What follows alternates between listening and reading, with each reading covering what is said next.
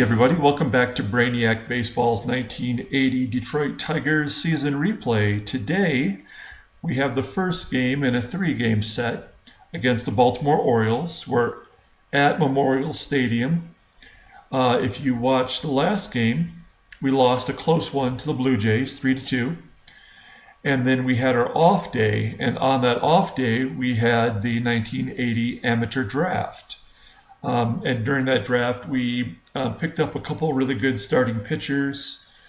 Chuck Finley was one of them, and then today I made a trade for a starting pitcher.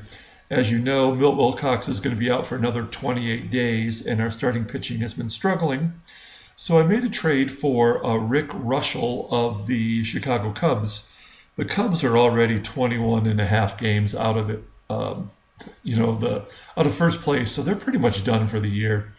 So I poached their starting pitcher, their ace starting pitcher, and in fact, he is going to be slotted right into today's start. So Reuschel is 4-9, and this will be his first start as a Detroit Tiger. He's going to be facing off against Steve Stone, who's 1-1. Let's go ahead and get the game going. There we go. All right. So there we go. And so, as always, I appreciate everyone following along. Please like and subscribe if you're enjoying the content. Tomorrow is Tuesday, and for my Brainiac Baseball card breaks, we will be having a Time Travel Tuesday where we'll be giving away a full box of 36 packs of 1989 Topps.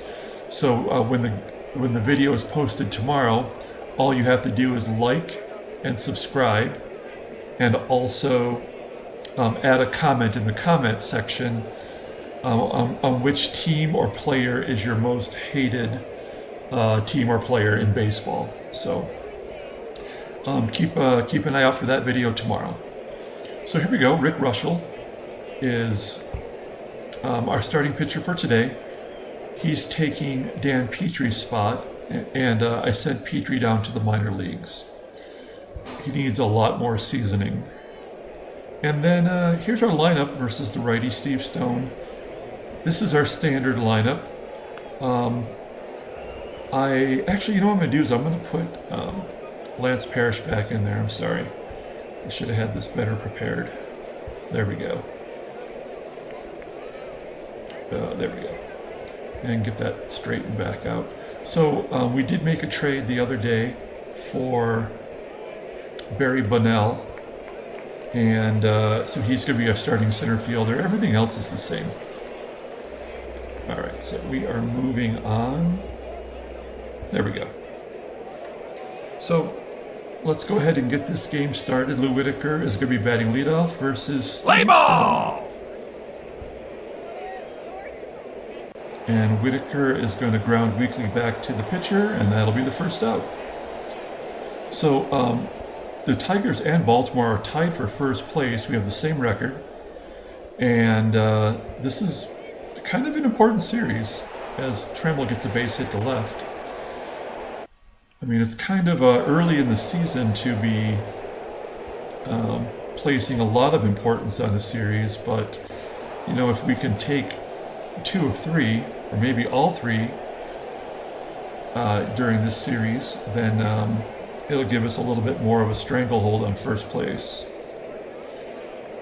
And Carlton Fisk striking out, that's going to be the third out. So we head to the bottom of the first, and here's Rick Reuschel. Good endurance, great command, awesome control, a decent strikeout pitcher. So despite his 4-9 record on the last place Cubs, he has an ERA over 5 as well, so I'm hoping he can turn that around for us as he strikes out Eden for the first out. So next batter up is Bumbry with 1 down. And Bumbry is going to get a base hit into right center field. So Kenny Singleton's up with a runner on first. He's going to strike out, so it's 2 Ks already. Oh, and Al Bunbury was caught stealing, so that was a strike him out, throw him out. So here's Gary Hancock leading off the second inning. Steve Stone, it's hard to believe, but this is 1980, right? This is the season that Steve Stone won the Cy Young in the American League. He went 25-7 that year, and he actually had tied with Mike Norris with 13 first place votes, but Stone had the overall total votes over Mike Norris. If you look at Steve Stone's WAR versus Mike Norris's WAR, which is probably the more appropriate way to gauge starting pitchers now, Mike Norris had a much higher WAR. Mike Norris had 24 complete games against Steve Stone's 5 complete games, and he had a significant more amount of strikeouts, but Mike Norris only won 22 games. So that just goes to show you all the importance that wins was placed on wins back in 1980. So Crowley walks. That's the first walk of the game for Reuschel. And that's going to bring up catcher Borgman. And Borgman's going to line out to Whitaker. So, I mean, a 27-5 record is, a 25-7 record is very impressive. But he actually had, a lesser WAR. So I find that fairly interesting. And then, because he pitched so many innings in 1980, in 1981 he blew out his elbow, and that was it. He had tendonitis, and he basically retired from baseball halfway through the 1981 season. And now he's probably as much or more known for being the announcer for the Chicago White Sox. Him and Jason Benetti make a pretty good team. Jason Benetti is hilarious. He's probably the best play-by-play guy in the game. And even though Steve Stone's more like the straight-laced version, him and Benetti have a pretty good rapport. I enjoy watching their games. So Eden just got a base hit to left center field. So there's 2 down for Al Bunbury, who was caught stealing after a base hit in the first inning. And here he goes. He's got a double down the line, but the runner's going to hold at third. So runners at second and third, and 2 down for Ken Singleton. We're just going to let him pitch to Singleton, and oh man, that might be a mistake because that ball is just short of the fence. 408 feet. Dead center field is 410, so we got really lucky on that one. Okay, so Trammell's leading off the top of the 4th. He's got the only hit for the Tigers. He grounds out to the second baseman. It's going to bring up Kemp, who is going to ground it to second as well. And it's going to be 2 down for Carlton Fisk. We took the catching duties away from Fisk and gave them back to Lance Parrish. Fisk was giving up a lot of stolen bases, so it's nice to see Parrish throw out that initial base runner in the first inning. So nothing much happening for the Tigers here as we head to the bottom of the 4th. Doug DeCinces gets a base hit, and that's the 4th hit against Rick Reuschel. So Terry Crowley is up. Now Terry Crowley, I believe, is primarily a catcher, but he's listed as a first baseman in this game. He's terrible defensively. He's probably better suited as a DH. And he gets a base hit to right, so now the 1st and 3rd. And I'm going to go ahead and pull the infield in because I feel like this is going to be one of those games where one run is going to be the deciding factor. Glenn Borgman gets a base hit through the right side, and there's that run. So it's 1-0 Baltimore. Runners at first and second for Phil Garner, and he blasts it deep to center field, and that is going to be a 3-run home run. So not a good debut for Rick Reuschel. Man, and there's another base hit from Dave Concepcion on the number 9 hitter. Well, with our struggling starters, we definitely don't need another starting pitcher that's just going to keep getting blown up. There's another base hit to center.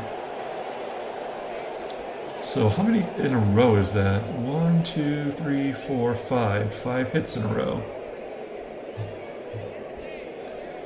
So once again, we got to pull the infield in.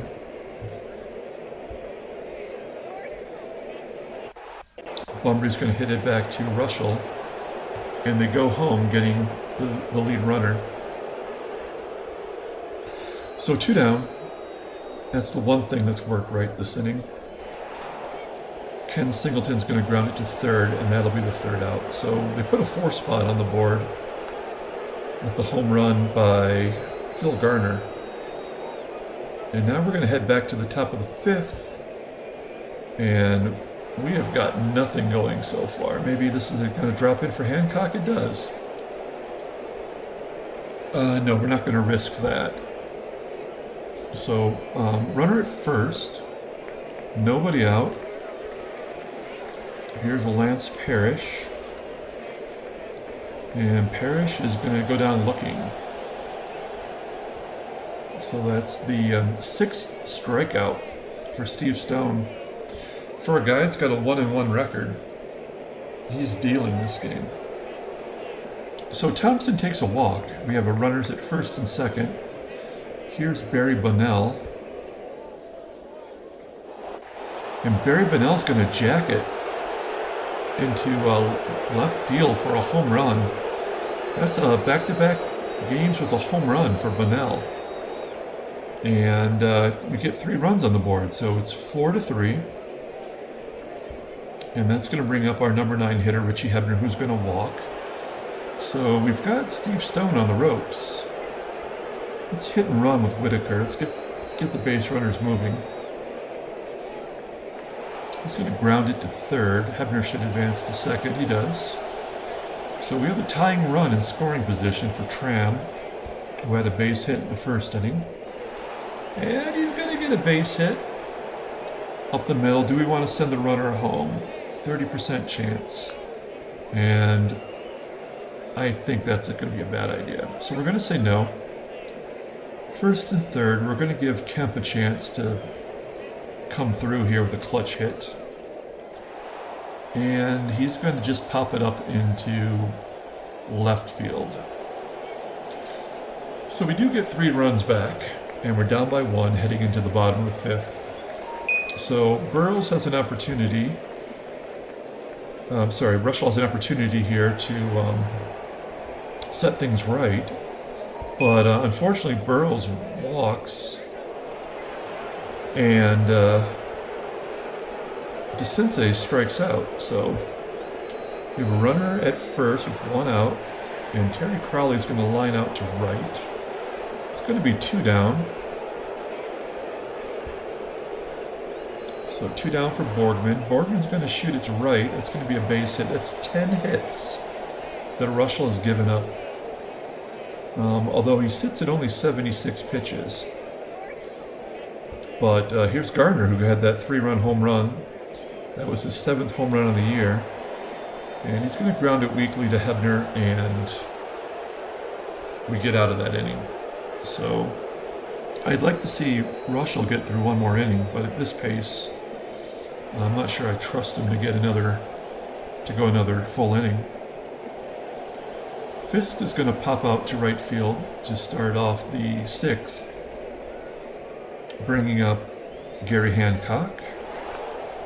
And Hancock's going to ground it to Crowley at first. And that's going to be 2 down. You can see Crowley's got a really poor first baseman's rating.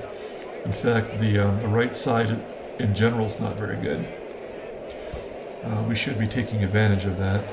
Oh, and just as I say that, there goes Parrish hitting it to right field. With getting a base hit, we're not going to try to stretch that into a double. We're going to give Thompson a chance to swing away. And he's going to walk. So Thompson's walked his last 2 times at the plate. It's 3 walks for Stone. And here's Barry Bonello, who had that 3-run home run of his own. Let's see if he's got another one in him. No.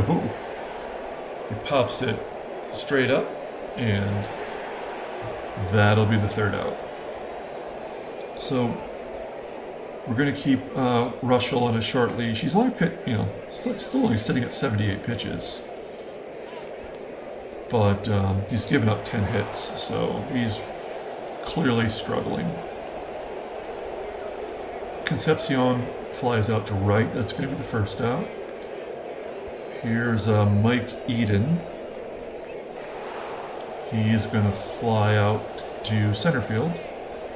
That'll be 2 down. Could this be the first 1-2-3 inning for Reuschel? Nope.